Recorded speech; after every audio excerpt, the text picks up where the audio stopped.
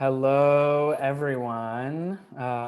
We made it. We made it to the end of debate and nearly the end of convention. I'm so happy to be here with all of you. My name is Sean Estelle. I'm a member of the NPC steering committee for about one more hour, maybe less. And I've worked mostly on Green New Deal and climate organizing within DSA, as well as many other things during my time on the National Political Committee and in DSA, and being on the left for coming up on a decade now. In 2011, I went through a very rapid and extremely intense politicization process as the Occupy movement kicked off all over the country. I was a student at the University of California, where there had been a 32% tuition hike 2 years before, and where I saw many friends taking out student loan debts that were tens of thousands of dollars, and having conversations with my parents about how we needed to take out loans and I needed to take out loans just to be able to get a degree and maybe to get a job in the future. As the energy from Occupy dissipated into the wind, and as I got more involved in student organizing and left organizing across the country, I kept hearing about this group called Strike Debt that was organizing people to participate in a nationwide debt strike to cancel both student debt and then also eventually starting to work on medical debt and other debt that was crushing people. And they were engaging in that, and they were engaging in many other exciting tactics that both spoke to me specifically as a student debtor, and also the group set their sights and strategies on a broader group of people with common interests, a class. Eventually, I read the book put out by Strike Debt and passed around by the people building the organization from what came out of that, including our speaker, Astra Taylor.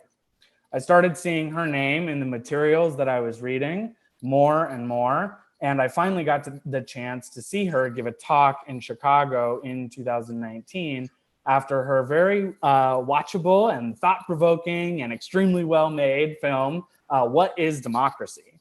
After the talk that happened, I ended up at a bar with Astra and a group of Chicago DSA members, and we talked super late into the night about the municipal elections that had just happened in Chicago, where Chicago DSA members had successfully been elected to 10% of the seats on our city council, and where we were beginning to execute a strategy for a public power campaign to municipalize or take public ownership of our private electric utility. Astra was full of brilliant questions about how we were organizing ratepayers, what it would look like to organize utility consumer unions, and how to connect that to other types of work. It was the sort of conversation that made me know immediately that Astra was a comrade, and that we've had many conversations since then about both debt and climate apocalypse and the state of the world and many other things that we are trying to do to change our material conditions in the world. I'm super excited to have her speak to all of us today after we've spent a whole week exercising our democratic muscles, setting organizational priorities, and doing the work of envisioning a better future together. So Astra is somebody and is going to be coming on now. So Astra, you can go for it. Sean, thank you so much for that very kind introduction. I'm so happy that we did get to meet in person. And yes, what is democracy? Y'all have been doing it for the past few days really intensely. And it is indeed really important and sometimes frustrating, but yeah, essential process. So thank you. So DSA 2021, like a lot of you, I get a lot of email. But when this invitation came in, I didn't hesitate for a second to respond. I just said, yes, I'm honored to be invited to speak at your convention. Why? Because we need DSA. The world needs DSA. The phrase now more than ever is a cliche, but I'm going to use it here. Now more than ever, we need DSA. When I was younger, I was a socialist in theory. right? I read Marx. I thought critically about capitalism. I went to panels. I attended random protests. I marched outside the International Monetary Fund. I leafleted against the Iraq War. But I felt reluctant, almost silly, calling myself a socialist. Why? Not because I was ashamed or because I doubted the analysis, but because you cannot be a socialist alone. And being part of a crowd, as powerful as that experience can be, wasn't enough for me to feel truly connected to other people with the same political commitments. The groups that did exist that I could have joined, they felt marginal. They felt sometimes self-marginalizing and irrelevant. So the difference between saying I am a socialist in 2003, 2011, and now in 2021, it's just night and day. And DSA is a huge reason for that. The existence of DSA and its current formation is game-changing. And so I just want to begin with my own personal gratitude to the organization and to every one of you for showing up at this convention and taking responsibility, because I know it's not always easy, right? There's so much potential for democratic socialist politics today, for other groups and initiatives in the broader left-wing ecosystem, and for DSA in particular. And I'm just so grateful to have comrades all over the country. I'm thinking about my reaction to Mariah Parker, who's the radical council member from Athens, Georgia, who was part of the opening telethon that y'all organized. And Athens, Georgia is my hometown. And whenever I talk to Mariah or I see her on screen, I get this thrill. I mean, there's still this way in which my mind is blown that there is a DSA chapter in Athens, Georgia, and there are socialists on the city council. And she's not the only leftist there.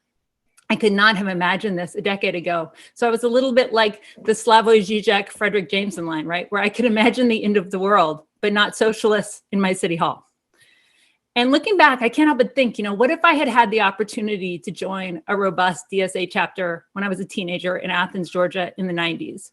What if I had learned early on about participating in democratic processes or given a real lesson in solidarity, right? Instead, it was just like all indie rock all the time, which was fine, but would have been nice if there was a little socialism to counteract that. If I had been part of a local chapter, right? Radical ideas would have been imparted, but actual organizing skills that certainly would have served me well. And instead, I was in a political vacuum, waiting for the conditions definitely not of my own choosing, to change. So what I want to talk about in this closing keynote is not just the importance of democratic socialism in this moment, the importance of creating lasting, inclusive socialist institutions. And first and foremost, we need to do this, right? To build power for the working class. But it's also imperative that socialists demonstrate our credibility. If we want people to believe we can transform society on a massive scale, if we can democratize the economy, democratize the state, then we should probably be able to demonstrate we can run some organizations effectively as a kind of proof of concept. So, I know I'm preaching to the choir, but it's just so imperative that we do this, that we build institutions and organizational capacity. Organization is what enables people to collaborate and withstand the politics of divide and conquer. Since the beginning of the Atlantic slave trade, Western European colonization into the present day, capitalism has perpetuated social distinctions, racial hierarchies above all, in order to extract, exploit, plunder, and profit. In the words of the late Richard Trumka, who is rightly on our minds this weekend, quote, "We've seen how companies set worker against worker, how they throw whites a few extra crumbs off the table, and how we all end up losing. When we're divided, we're conquered. And right now, objectively, we're pretty fucking divided at a moment when the stakes could not be higher. And so we have a ton of work to do. That's the understatement of the year.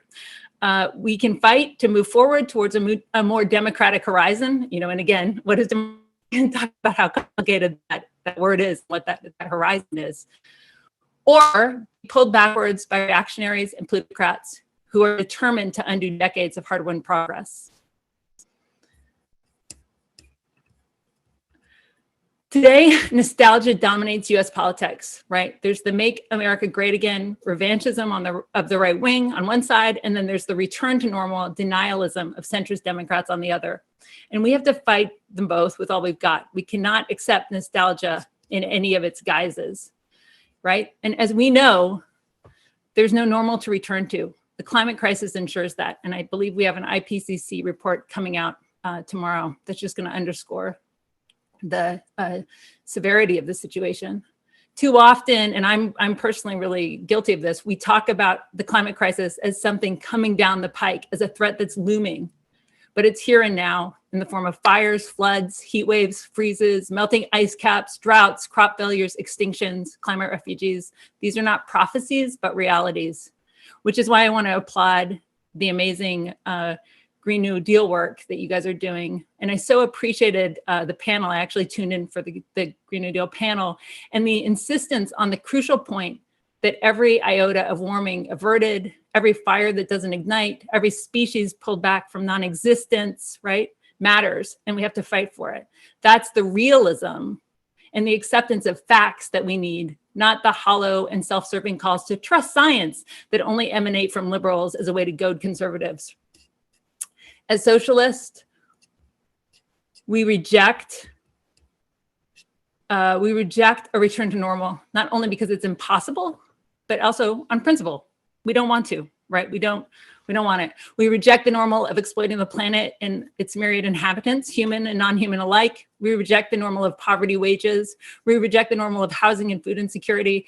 We reject the normal of mass incarceration, of police violence, of debt servitude, of legalized political corruption, of union-busting CEOs who joyride in phallic rocket ships while 15 million people are potentially at risk of eviction. So I don't need to tell you all how serious this moment is. As the planet burns, the Democratic Party has control of the White House, Congress, and the Senate. Slim margins, to be sure, but nevertheless, they hold power. Yet the PRO Act, a piece of labor rights legislation that you all are rightly throwing your weight behind, is languishing. They cannot even get it together to protect the basic and incredibly inadequate voting rights that exist in this country, rights that might, one would think, help them win elections. Well, the Democrats flounder, the coronavirus is surging.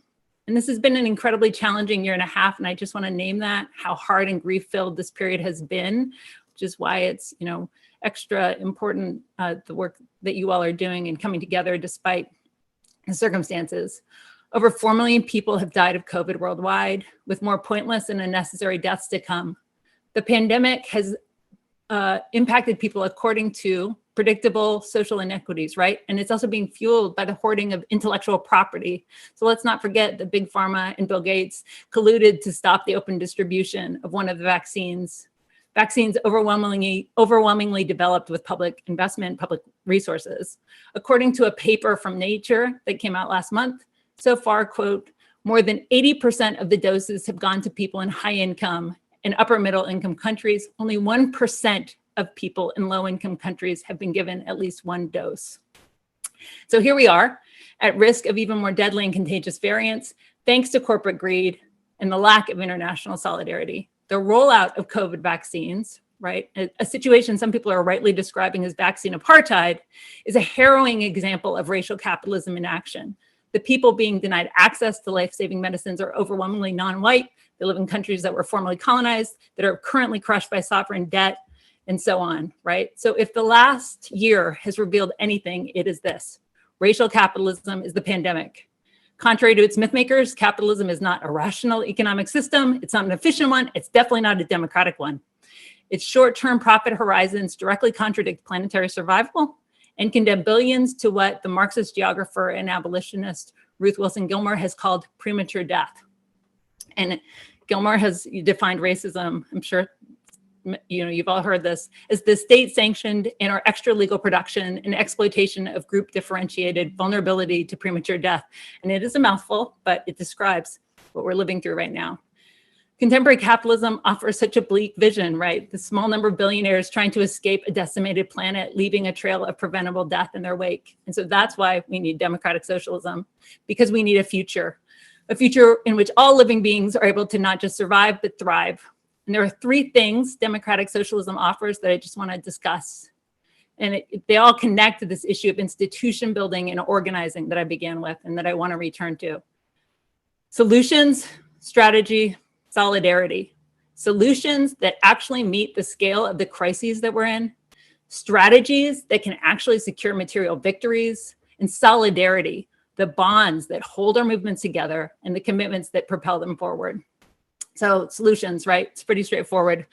Without an organized left, the political proposals on the table are pathetic, and they often perpetuate the problems they claim to solve. And I'm not talking about what the right wing is offering: tax cuts, anti-immigrant fear-mongering, conspiracy theories, right? Those are beyond the pale. I'm talking about the half measures, the symbolic gestures that pass for solutions among the liberal establishment, right? Things like recommending financial literacy programs and credit counseling as solutions to poverty, as though you can budget your way out of being poor when you're paid starvation wages and denied social services. Or corporate diversity seminars and body cameras on caps as solutions to systemic racism and police violence, when, as Bayard Rustin, the socialist civil rights leader who helped organize the March on Washington, made clear that racial equality requires a, quote, refashioning of our political economy. I'm talking about the current proposals right now that are circulating in Washington to end surprise medical billing when we need universal health care. A prime example of this that's near and dear to me is through my work on student debt was Kamala Harris announcing on the campaign trail that as president, she would, and I have to read this in full, establish a student loan debt forgiveness program for Pell Grant recipients who start a business that operates for 3 years in a disadvantaged community, right? So in contrast, socialists propose solutions that get to the root of the problem. The tricky part, of course, is ensuring that we're not ignored and not just shouting our solutions into the void, which leftists do sometimes seem to like to do. The fact is, it's easy to make radical pronouncements about what needs to be done. Pointing out that we need Medicare for all is hardly rocket science, or to cancel student debt at this point. What's hard is figuring out how to hook our radicalism into reality to get real traction, right? That's what we're grappling with. So as Sean mentioned, my organizing work really began in the wake of Occupy, right? That movement did dissipate. It was a powerful moment, but people there, the ethos was to refuse to make demands of the state, which I always disagreed with. But out of strike debt, which Sean spoke about, we founded the Debt Collective, which is a union for debtors. And we work on a wide range of financial struggles, including upcoming campaigns focused on creative ways to challenge back rent debt, carceral debt, utilities, and we'd welcome collaborators on this. But we're most known for our work on student debt. We first protested and demanded the idea of student debt cancellation and free public college in 2012. And at the time, our solution, right, struck pundits as just unhinged. So Reuters mocked us. NPR reported, quote, that most experts believe there's little chance the government would ever forgive student loans. That was it, definitive. In the years since, we've not just changed the conversation on student debt cancellation. I would wager, that it strikes you all as a pretty normal progressive demand at this point.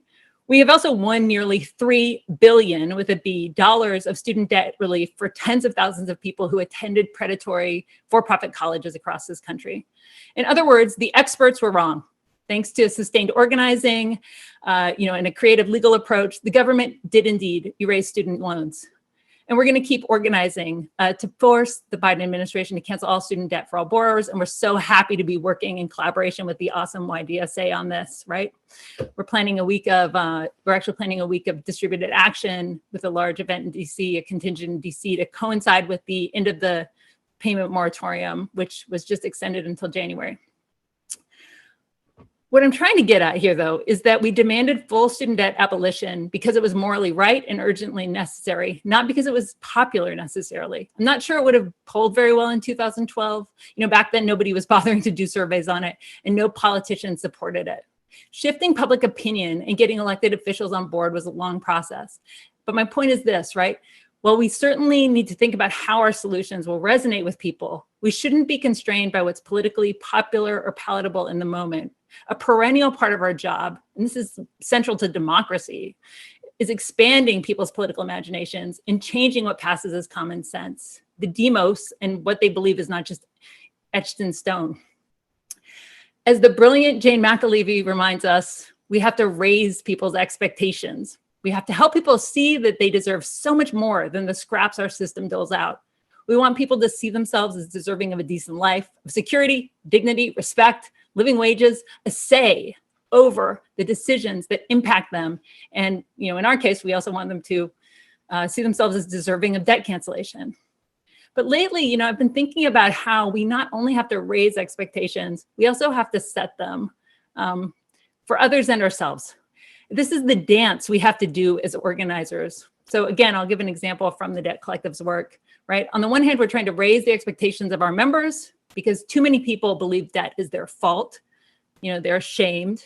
And we push back on this. We say, you're not in debt because you live beyond your means. You're in debt because you're denied the means to live, right? Debt is a way working people are robbed twice. First, your boss underpays you on the job, and then creditors charge interest and fees because you have to borrow money to make ends meet. And the solutions are clear. If there was universal healthcare, there'd be no medical debt, right? If housing was guaranteed, if we had social housing, you wouldn't be struggling with your rent and at risk of being homeless. So, we do not speak of debt forgiveness. We instead use the language of debt abolition, and we're consciously paying homage to abolitionist organizers who have long articulated abolition as a world without and a world with. And it's also a way of acknowledging that debt has long been a tool of social control and racial domination. So, in this without and with dynamic, right, our position is that full student debt cancellation must be coupled with free education. Truly liberatory education that is free as in price and free as in aimed at freedom. Nobody should have to mortgage their future for a chance to learn. And finally, our message to members is that if you get organized and collaborate with others, you might get your loans canceled. Maybe we can help transform the way higher education is provided, sparing future generations from having to take on these unjust burdens. But might and maybe, right? Setting expectations because this is an experiment and success isn't guaranteed. Part of raising and setting expectations is putting things in perspective. We have to be real about the entrenched interests we're up against and recognize and celebrate our victories along the way, even small ones. Every student loan or credit card debt and collection we get eliminated is a win. Every predatory bail contract we successfully dispute is a win. The fact Joe Biden extended the student loan payment pause through January when we know the White House didn't want to do it. They didn't want to do it, according to someone in the White House, because it contradicted the message of an economic recovery, right? Even that's a win. And we keep going. We also have to put our defeats in perspective and not get discouraged when we don't win everything or anything right away. And I'm thinking about people who extrapolate from Bernie's losses, that leftists should exit the electoral realm entirely or stop engaging with the Democratic Party. And, I disagree. Of course, I wish he had triumphed. But I'm hardly surprised that the left didn't come out of nowhere and succeed in taking the presidency of the most powerful capitalist country on earth, right? We're in a stronger position than we were 10 years ago, and we don't know what will happen next, So, which brings me, solution, strategy, solidarity, now strategy. One thing I think that is one of the most powerful things democratic socialists have to offer to people is the ability to speak credibly to people's cynicism. Instead of denying things are fucked up, we acknowledge that they are, right? And in fact, sometimes in ways more fucked up than people realize. I saw this problem really vividly, actually, when I was making my film, What is Democracy? And I was writing a lot about voting rights. And I did see that y'all are committing to working on that, which I think is great. There is so much counterproductive sanctimony about voting instead of telling the truth and admitting that voting has never been treated as sacred in this country. Right? I mean, we don't live in a democracy. People are disenfranchised and disengaged by design, and people know it. That's part of why they don't participate. Americans have never had a universal and affirmative right to vote. We still don't. The principle of one person, one vote is actually a really recent development. It's not written into the Constitution. This sensible tenet only became part of Supreme Court jurisprudence in 1964. And you can thank socialists. The phrase was famously uttered by the late and great John Lewis at the March on Washington, and that was 1963. And he said this: "One man, one vote is the African cry. It is ours too. It must be ours." The African cry he's referring to, right? It was a reference to the African National Congress in South Africa. In other words, this vital democratic motto, which is treated as though it sprung from the heads of the founding fathers, in fact came to us by way of South African Marxists and was also a phrase that was invoked by radical trade unionists. So now socialists need to push further, right? Given the fact that votes aren't weighted fairly in the US political system, right? Ballots cast by people in less populous states weigh more in Senate and presidential races than those in populous states. So if you're in New York or California, your vote counts less than if you live in Wyoming, et cetera. We need to update the slogan, go from one person, one vote to one person, one equal vote. But I digressed talking about voting rights. My point is that, people sense something is deeply amiss. They know that these sort of micro tweaks aren't going to face it. And I just think it's better to talk to people in this real way, to be honest. And socialists can do that. So, but if we want people to become politically engaged, we can't waste their time. This is strategically really important. We have to develop approaches and strategies that are worth people's while, including our own. I mean, I don't want to waste my time. And if we want to build more diverse and representative movements in terms of race, in terms of age, in terms of class, right? I'm in the mindset that actually flows a lot of the time from strategy. Are we connecting with people's real needs? Their needs to avoid eviction, to not be harassed by police, to make ends meet, right? To get out of debt, to feel seen, heard, to feel cared for. We have to offer people something of real value in their overwhelming and very demanding lives. I want to quote Frances Fox Pippin, who I'm sure a lot of you have read before. She says, "If there is a genius in organizing, it is the capacity to sense what is possible for people to do under given conditions and to then help them do it." It's not enough to name what's wrong or rattle off solutions. We need to figure out what might be possible, right? And then get it done. That doesn't mean that we have to have every step figured out in advance. We learn along the way. So going back to my work with the Debt Collective, as I mentioned, we initially raised this demand for student debt cancellation because we thought it was the morally right thing to do. And we had the sense that if debtors came together, instead of defaulting and struggling alone, that they could exercise a kind of power in numbers. But we did not have every step mapped out. And as our organizing progressed, we got more savvy. Our research team figured out the multiple mechanisms the Department of Education had at its disposal to issue mass relief, right? So ways to do it without going through Congress. And we developed media and organizing strategies around these mechanisms. So when someone like Chuck Schumer or the members of the squad say the president can cancel student loan debt because of his executive authority with the flick of a pen, that's because of the Debt Collective's policy work. But of course, it's not enough to just point out that something is legally possible, right? We had to organize a militant debt strike, and Sean mentioned that. We had to couple that with this legal approach I mentioned, and that's how we got the government to erase this nearly $3 billion of debt. And as we're seeing today, just because Joe Biden has the unilateral authority to cancel student debt doesn't mean he wants to use it. The Democrats could get rid of the filibuster and pass the PRO Act and the For the People Act, right? There's a gazillion regulations on the books that would help working people that go unenforced. Democratic Socialists, we understand that if we want change, the strategy has to involve not just suggesting smart solutions, but building the power to compel those who have influence to implement them, right? As socialists, we know we have to understand the forces and contradictions of capitalism. We have to try to wield economic leverage wherever possible. That's why DSA's commitment to organized labor is so important. And it's why, I'm invested in trying to open up this new terrain of organizing around indebtedness, because it's based on the understanding that our debts are someone else's assets, that they're a source of profit we can strategically withhold to demand concessions from creditors. And under neoliberalism, your creditor is often the state.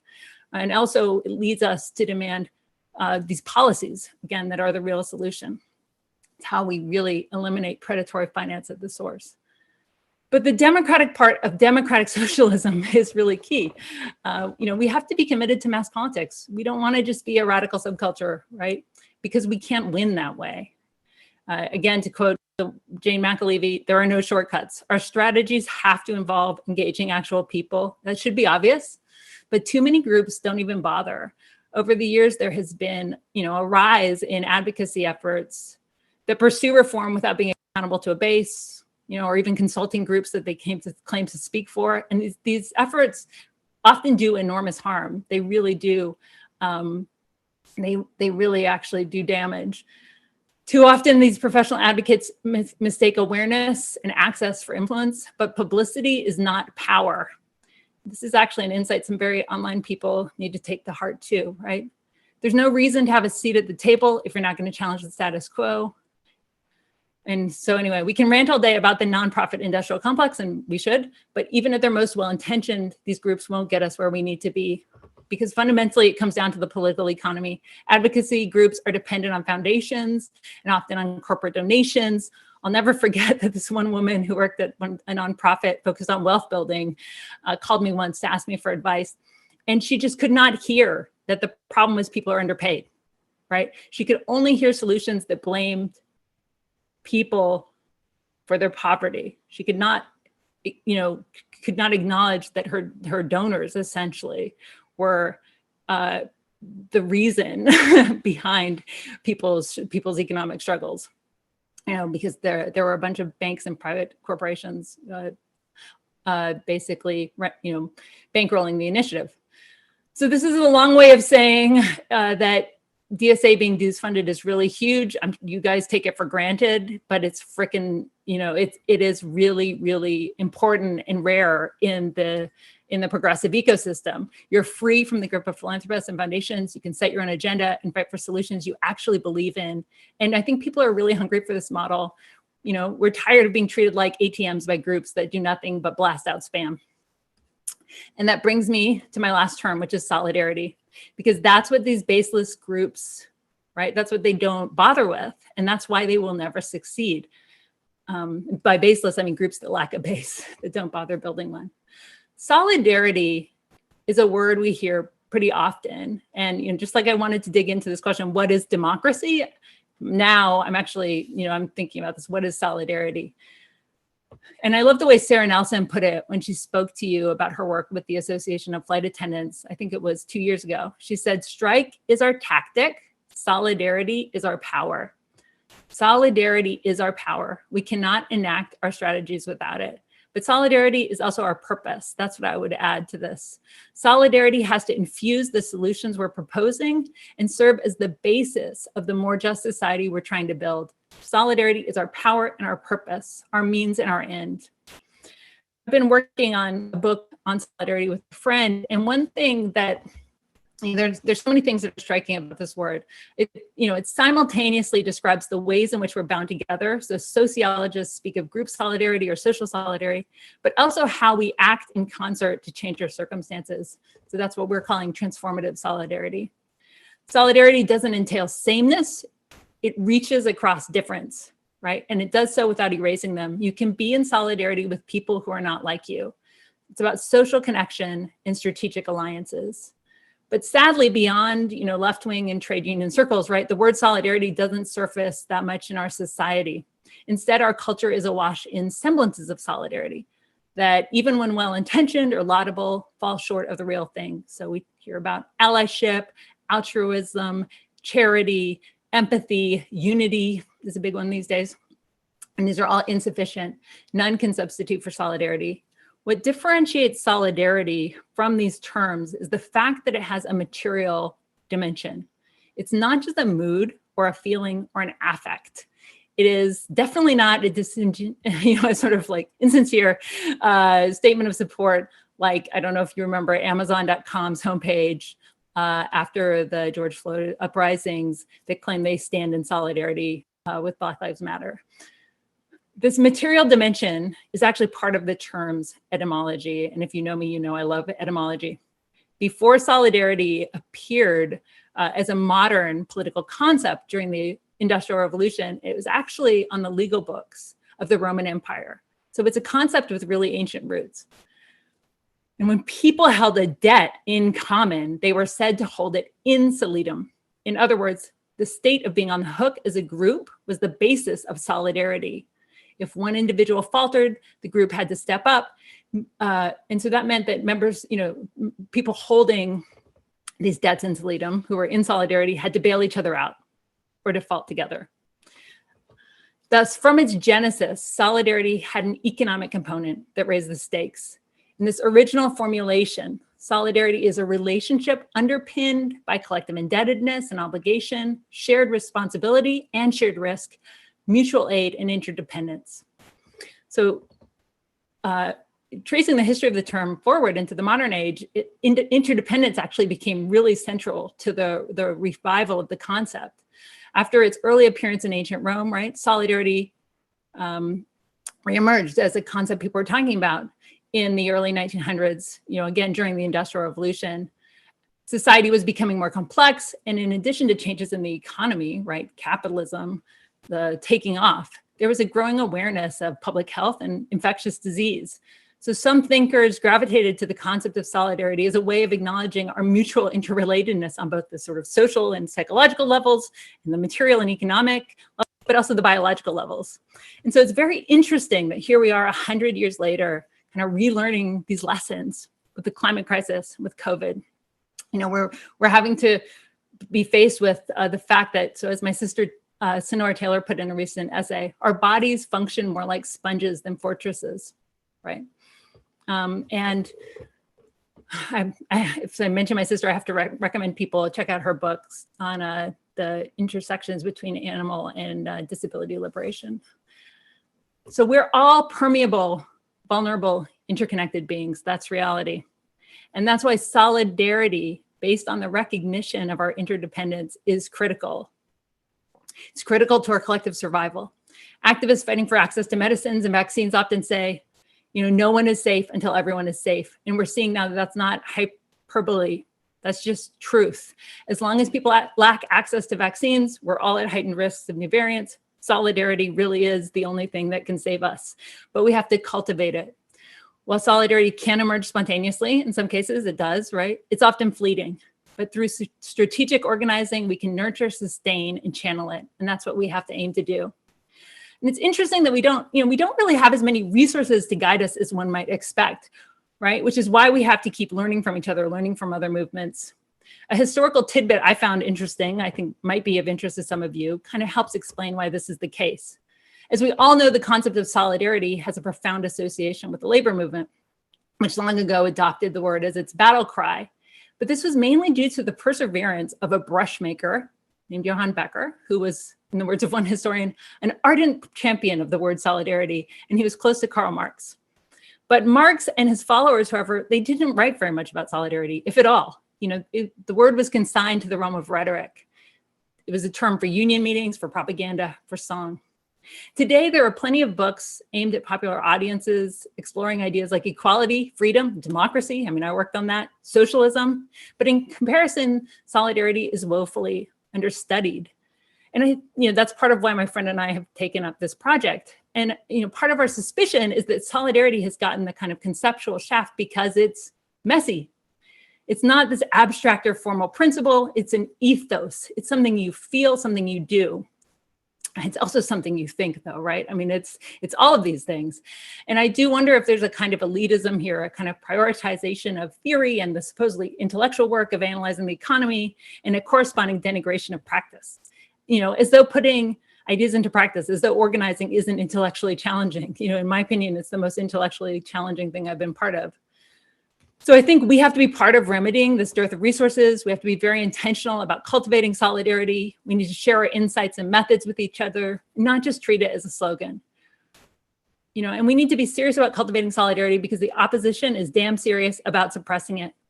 A war on solidarity has been waged in this country since the colonial era. One of the earliest legal theories imported to the United States from British common law was the so-called conspiracy doctrine, which basically made working people combining, in the parlance of the age, illegal. And a social reformer at the time said this, which was really spot on. He said, if the rich meet to reduce wages, it's a conference. If the poor resist the reduction, it's a conspiracy, right? And it was illegal according to the conspiracy doctrine. So from those days, through Taft-Hartley, COINTELPRO, to the spate of laws recently passed that criminalize the protesters who are fighting, fossil fuel companies, police violence, the prohibitions on classroom discussions of this country's racist and classist past and present, the huge number of anti-trans bills, even just the refusal to pass the PRO Act, right? The ruling class is engaging in a scorched earth campaign against solidarity. And I mean that literally, given climate change, is scorched earth. And one of the primary weapons, once again, is racial divisions, as I said. During the 2016 presidential election, Ian Haney Lopez called racism the plutocrat's scythe, right? So a tool to chop down social solidarity in order to harvest obscene wealth and power. But if conservatives recklessly wield this scythe, demonizing different groups, with kind of abandon, centrists prefer garden shears. They're perpetually sort of trimming back solidarity to manageable proportions. Mainstream Democrats need us to have a bit of solidarity, so we come out and vote, but not too much, right? Not enough to elect progressives. So liberals are at war with solidarity in their own way, differentiating people, to worthy and unworthy, deserving and undeserving, those with merit and those without, in order to sort of means test the benefits that they reluctantly allow. And so garden shears, they might appear more prudent, more responsible, but ultimately the effect's the same. It has this disastrous effect on our social landscape. The constant pruning of solidarity's fragile shoots allows oligarchy to take deeper root, further concentrating power and privilege. And this process also reshapes us, right? Whether solidarity is being violently suppressed or more shrewdly subdued, it messes with our sense of self, our belonging, our purpose, the possibilities that we could pursue are unjustly cut short. And we're confined in ways that we have to identify, name, and resist. Which brings me back to the importance of institution building, because it's really the only way we can sustain solidarity at the scale we need and resist these politics of divide and conquer. We're all living amidst the rubble of a multi-century and ongoing attack on the left, right? And that's why we often find ourselves constructing our institutions, trying to figure out new habits, new ways of being, trying to learn skills, from scratch in that vacuum I mentioned, because so much historical and institutional wisdom has been lost. And I know how tough it is. This is something I've tried to do. I've experienced this in my attempt with others to build the debt collective. And I remember, I'll never forget when my collaborator, Thomas Goki, actually said, this was during Occupy. And he said, you know what we need? We need a debtors union. And I thought, hell yeah, that's such a great idea. Like, someone should do that. Not me, someone else. I did not want to do it. I had no fucking idea how to organize. I did not know how to turn, my awareness that I was experiencing a kind of common economic condition, because I just defaulted a few years prior on my student loans. I didn't know how to turn that into coordinated action, into collective power, right? I mean, I was a nerd. I could talk about financialization and the neoliberal transformation of the economy till I was blue in the face, but convincing other people to join a campaign and trying to do something about their situation was like outside of my realm of experience. But, I realized, and this is the cliche, but I realized I had to be the change I want to see, right? And I realized, well, it might as well be us, because nobody's built debtors union for. No one else knows how to do this. And so we'll make that proverbial road by walking. And we took wrong turns. We went down dead ends, and it definitely required humility every step of the way. Because there's no simple one-size-fits-all manual that will teach you, like, here's how you build a democratic, effective, functional, resilient organization, right? And so part of what we're doing, all of us, is trying to figure that out, because it's so fantastically urgent and important. And the best practices, will vary depending on the context, depending on the groups and the goals in question. And we all have to have a kind of open-mindedness, a willingness to experiment, to be creative, to reassess, to try again. And we try again and we try again, because we cannot afford to leave power on the table. And leaving power on the table is what happens when we are disorganized. And that is what the powers that be want us to be, right? They want us to be in disarray, which is why the resurgence of DSA is such a major fucking bright spot of the last decade. And as delegates at this convention, you're stepping up, you're helping to build that bedrock that will empower others. And I just want to thank you for taking on this task, because it's not easy. We're up against incredibly powerful and entrenched systems of power. And as you've noticed, probably, human beings are challenging. I could see from Twitter that it was a challenging convention. I don't know the details.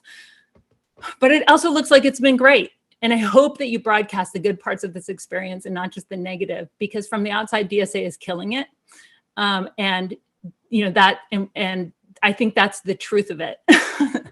And so maybe a little bit more social media messaging discipline, or at least don't just only tweet when you're mad. And I just want to say, don't let drama phase you. we all in our organizations that we're building have to develop processes to deal with it. And we also have to, try to be kind with each other, because we've all come up in a capitalist system that treats people like they're disposable, that encourages competition over collaboration, that treats conflicts as zero sum. But if we want to actually build powerful movements, engaging masses of people, we need to develop different modes of relating. We need to break bad habits and develop new ones. We have to, treat each other with a kind of decency. We don't have to like each other. We definitely don't have to disagree. We don't have to agree. Disagreement is, central to democracy. But comrades should not treat each other with contempt. We have to resist turning inward and turning on each other, and turn outward and reach out to those people who aren't in the club. That means actively recruiting. During the panel on multiracial organizing, which I tuned into and thought was great, the wonderful Farrah Forrest said she was pulled into socialism in the DSA. And we have to keep the millions of people who, there are millions of people out there who agree with us and they're not organized yet. We have to keep them in mind. It's not enough it's not enough to have an open door. We have to really be there inviting people to pass through it. And we have to remember it's easier to tear down than to build. This is some shitty law of the universe. I think it's called entropy. And sadly, it benefits our adversaries who want to demolish the structures that make people's lives less miserable. Instead of destroying, we want to dismantle and rebuild. That's the abolitionist vision, a world without and a world with. Aiming to bring about a world beyond capitalism doesn't mean we just want like higher taxes on the wealthy and better tenant protections and a bit less poverty. No. Instead of the welfare state, I like to call what we're fighting for a solidarity state, a state that does more than redistribute resources to passive beneficiaries on a demeaning and means-tested basis, but one that grants regular people direct stake in the ownership and operations, right, of the society, democratizing control over how resources are produced, allocated, and managed, instead of investing primarily in violence work, military, policing, border patrol, and so on. A solidarity state would prioritize care work, including caring not just for humans, but for the natural world as a whole. So yes, we're trying to transcend capitalism. That is our raised expectations, but now I'll set them. On a more humble level, we're trying to build institutions so that future generations can start out on more solid ground than we did, so they can push further.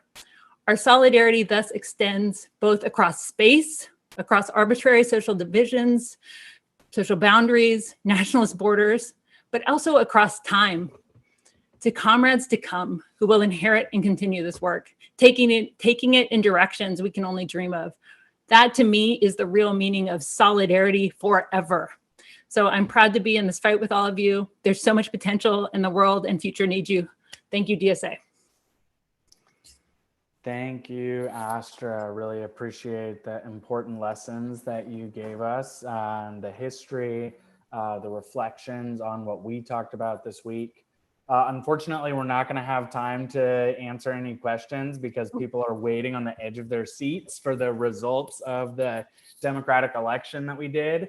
But if you want to hear more about the topics that Astra talked about, you can check out her films and her books, including Examined Life and What is Democracy, as well as the books, The People's Platform, Taking Back Power and Culture in the Digital Age, the Debt Collectives book, which talks about those strategies around building a debtors union. It's called Can't Pay, Won't Pay, The Case for Economic Disobedience and Debt Abolition. Astra's latest book, Remake the World, Essays, Reflections, Rebellions. Definitely recommend that. And lastly, if you want to be on Twitter, you can find her on Twitter at Astra Disastra. So thank you again, Astra. Really, really appreciate it. And for attendees, make sure that you check out Cadence to see where the webinar link is to hear about the NPC election results that are going to be coming through in just a moment. Thank you again. Thanks, everyone. Good luck.